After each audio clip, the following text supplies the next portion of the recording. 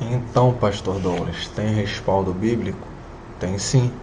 Deuteronômio, capítulo 28, versículos 1 e 2. E será que se ouvires a voz do Senhor teu Deus, tendo cuidado de guardar todos os seus mandamentos, que eu te ordeno hoje, o Senhor teu Deus te exaltará sobre todas as nações da terra, e todas estas bênçãos virão sobre ti e te alcançarão quando ouvires a voz do Senhor teu Deus. Presta atenção no que está dizendo aqui nesse texto. Se ouvires a voz do Senhor teu Deus, tendo cuidado de guardar todos os seus mandamentos. Deus não está pedindo para guardar um ou dois, está pedindo para guardar completamente as suas ordens. Segundo, e todas essas bênçãos virão sobre ti e te alcançarão. Só pode alcançar aquilo que está na frente. Se um corredor numa maratona está em segundo lugar e ele chega próximo do primeiro, ele alcançou o primeiro colocado, porque o primeiro colocado estava na sua frente. O crente, quando obedece aos mandamentos do Senhor, ele vai na frente e as bênçãos vêm andando atrás dele, até alcançar.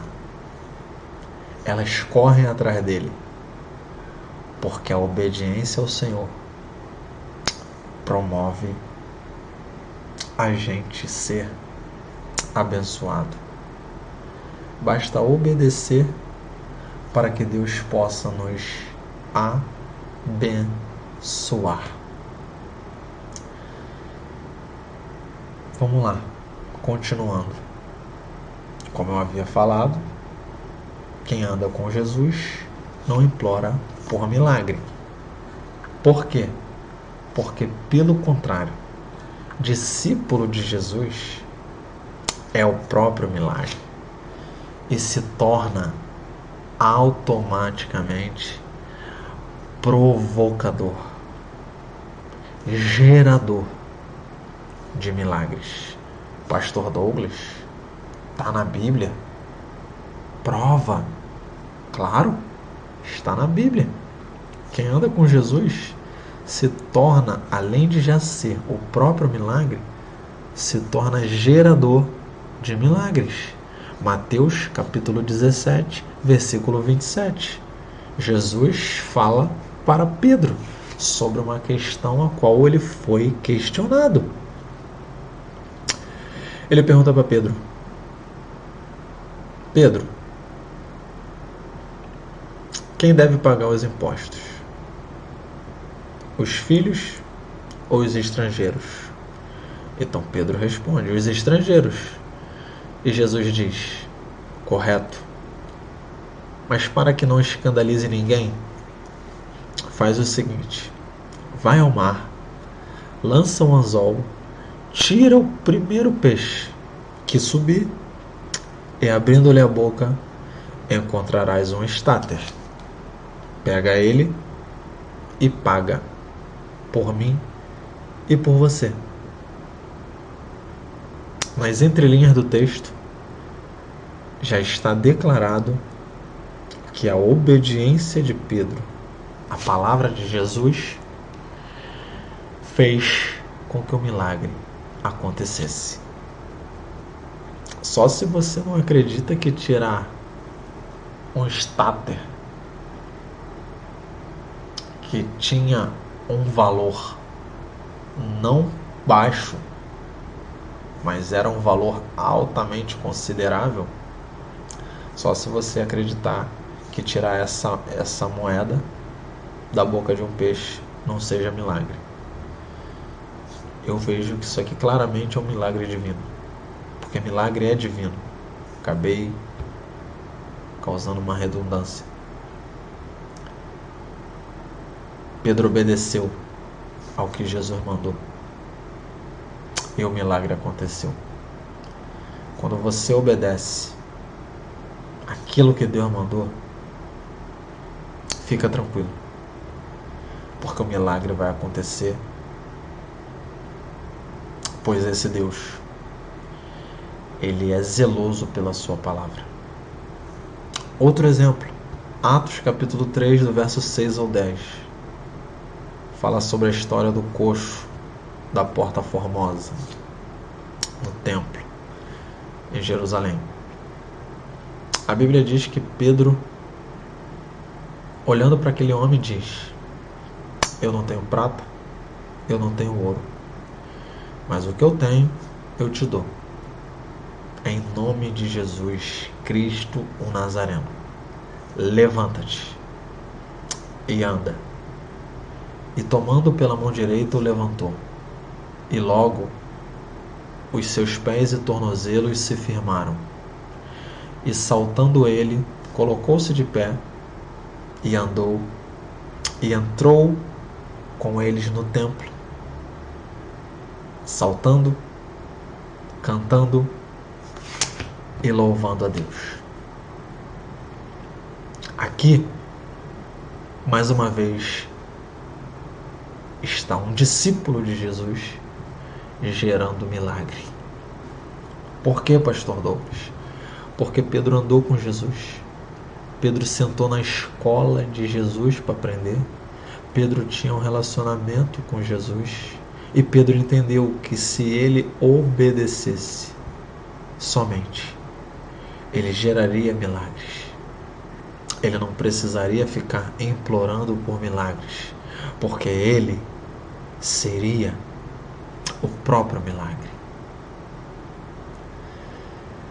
Pedro pega este homem e diz para ele: levanta e anda.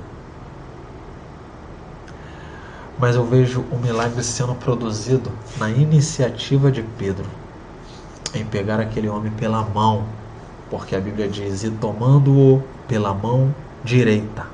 Pedro não só falou, Pedro agiu. E muitas das vezes a gente só fala e não age, e não toma uma atitude, e não faz nada, e fica esperando acontecer. Pedro declarou: levanta e anda em nome de Jesus. Me dá aqui tua mão. Pegou ele pela mão e provocou o milagre. Colocou de pé. Quando colocou aquele homem de pé, os seus pés se firmaram, seus tornozelos se estabeleceram no solo. Ele começou a pular, saltar e glorificar o nome do Senhor. Foi para isso que Jesus convocou a sua igreja, para provocar milagre, produzir e gerar milagre. Porque esta fé é o que nos leva a vencer todas as barreiras que existem durante a nossa caminhada. Uma fé de Abraão, uma fé não mística, mas sobrenatural, crendo no nosso Senhor e Salvador. Então, quando a gente coloca essas coisas no lugar de Deus, a gente busca essas soluções temporárias, a gente vai viver um cristianismo falso. A gente vai viver um evangelho de máscara. E não é isso que Jesus quer. O crente tem que ter caráter de Cristo. Tem que ser íntegro. Tem que ser autêntico, transparente, verdadeiro. E acima de tudo, obediente à palavra do Senhor. O versículo de Juízes diz que se levantou uma nova geração que não conhecia o Senhor e tampouco a obra que ele fizera a Israel. Podemos perceber nas entrelinhas do texto que Josué não se atentou para algo de extrema importância e que nós também devemos prestar atenção nisso. Jesus falou: ide, fazei discípulos de todas as nações, ensinai, batizando-os em nome do Pai, do Filho e do Espírito Santo. Mas a questão aqui é: fazei discípulos. Josué não se atentou para a importância de ensinar, instruir, formar um sucessor que desse continuidade à obra que Moisés tinha começado e que ele, Josué, dera prosseguimento. Ele não atentou para esse ponto. Talvez toda aquela geração que foi congregada a seus pais tivesse falhado nessa questão. A questão do discipulado. Havia uma ordem estabelecida por Deus que deveriam falar dos seus feitos, das suas maravilhas, assentado em casa, na mesa, no jantar, no café, na janta, andando, trabalhando, em todo momento. É obrigação dos pais ensinar os filhos, ensinar essa geração que vai vir o caminho do Senhor, porque sozinho ninguém aprende nada. É bobeira tu achar que sozinho tu vai aprender alguma coisa. Ninguém aprende nada sozinho. A gente sempre tem um mestre que vai nos ensinar. O nosso mestre maior é Jesus Cristo. Mas aqui na terra, a gente sempre vai ter um líder, um guia, alguém que já tem caminhada e tempo de bagagem com Deus para nos ajudar a sermos e vivermos da mesma maneira. Então aquela geração talvez tenha falhado nessa questão. Quando o discipulado ele não acontece, a geração que se segue se torna uma geração incrédula, se torna uma geração sem temor a Deus, se torna uma geração que não respeita os princípios estabelecidos por Deus em sua palavra. Por quê? Porque ela não foi ensinada, ela não foi doutrinada a obedecer. Então é complicado. Por amar a Israel de maneira especial e única, eu gosto de falar dessa forma, porque é um amor incondicional e inexplicável que Deus tem pelo seu povo. Por esse amor é que Deus se irou profundamente e determinou que não iria expulsar os inimigos de diante de Israel, mas iria deixá-los na terra para provar a Israel, para formar o caráter de Israel, para saber se essa nova geração que havia se levantado iria guardar o caminho do Senhor como seus pais guardaram. E então surge a seguinte pergunta: mas se Deus é amor, por que ele se irou de tal maneira contra o seu povo? A resposta é simples: justamente por amar o seu povo. Quem ama, cuida. E por Deus amar o povo que ele escolheu, o povo por quem ele tem pelejado, como ele falou para Moisés: Moisés, parai e contemplai o que eu vou fazer por vós. Deus pelejava por Israel. Deus lutava as lutas de Israel. Deus enfrentava os inimigos por causa de Israel. E esse Deus acaba se irando a ponto de não mais expulsar os inimigos diante de Israel, para permitir que por meio deles Israel tenha seu caráter verdadeiro de povo de Deus, forjado, construído e amadurecido. Deus envia a correção para Israel, porque ele só corrige a quem ele ama. Se Deus não tem te corrigido mesmo, começa a buscar a face dele. Começa a clamar pelo nome dele. Porque ele corrige aqueles a quem ele ama. Se Deus tem te corrigido, levante as mãos para os céus, dá um glória bem alto e agradece, porque ele te ama. E o objetivo de Deus com essa correção não era castigar somente o povo, punir. Não. Tudo que Deus faz tem um propósito benéfico, maravilhoso a ser completado. Então Deus envia a correção porque o seu objetivo é formar valentes. Essa geração que se levantou não conhecia as obras do Senhor,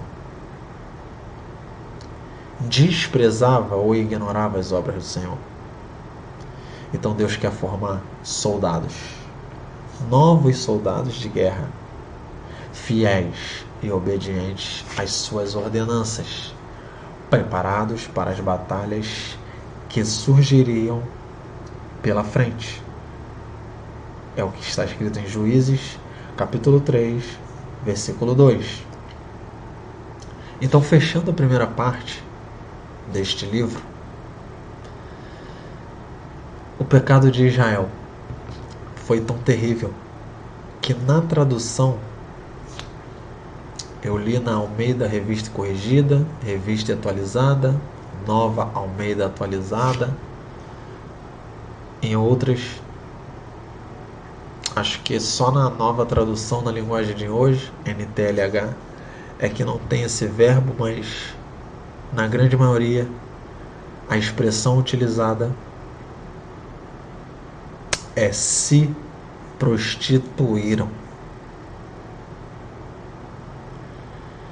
Essa transgressão de Israel está diretamente ligada àquilo que a gente falou lá no início, a adoração a falsos deuses, a idolatria, a colocar coisas no lugar de um Deus que não é coisa, a colocar e buscar preencher um espaço que é destinado exclusivamente para esse grande Deus.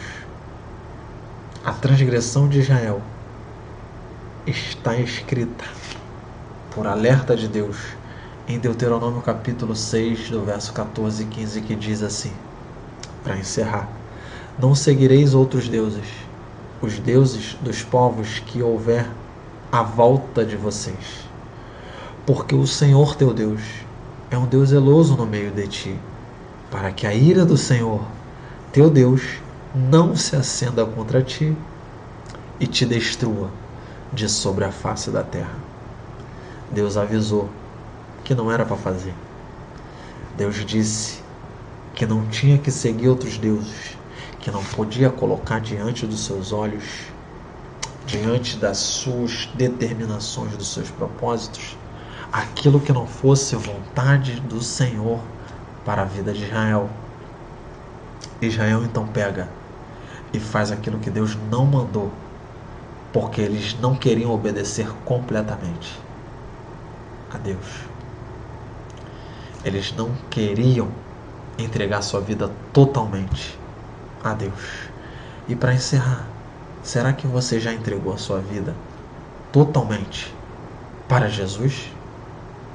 Ele governa e reina sobre a tua vida? Fica essa pergunta para reflexão e meditação nossa. Um povo, uma geração que se levanta, que não tem experiência com Deus, me traz a seguinte frase ao coração.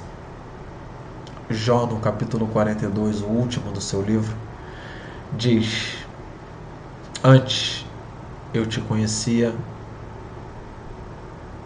de ouvir, mas agora os meus olhos te contemplam.